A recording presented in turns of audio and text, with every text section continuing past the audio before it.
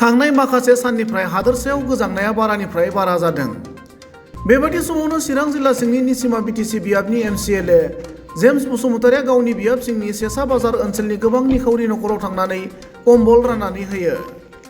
गुसु बोथोरनि समाव MCLA बिथांनि बेफोरबायदि मदद होनायखौ रायजो राजाफोरा गोजोननाय फोरमायनायजों लोगोसे MCLA बिथांनो साबायखर बावदों।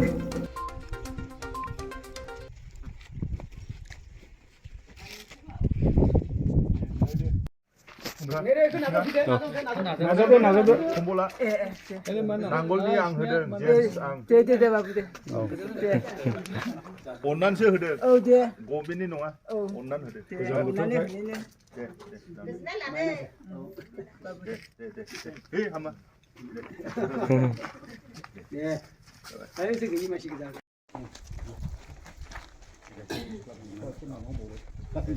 देरेन खालारा मोजां बायदि हावलि नोंसिनि दे नोंनिबो मोजां खालारा मकेन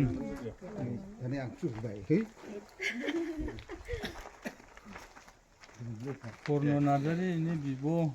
माबा दं नालाय मानानै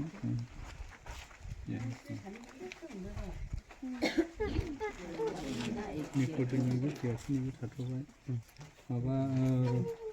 रजलिना बेबो फैयाखै बबि बबि ओमफ्राय आन्दलननिबो फैथ'वाखै माबा दानिया रैखाथि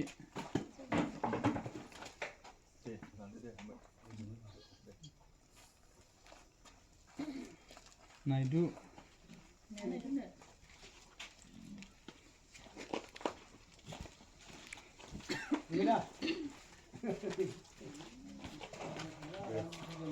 अनिता मुसाहारि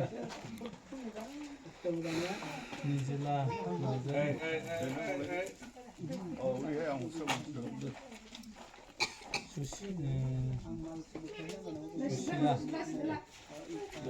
सुसिला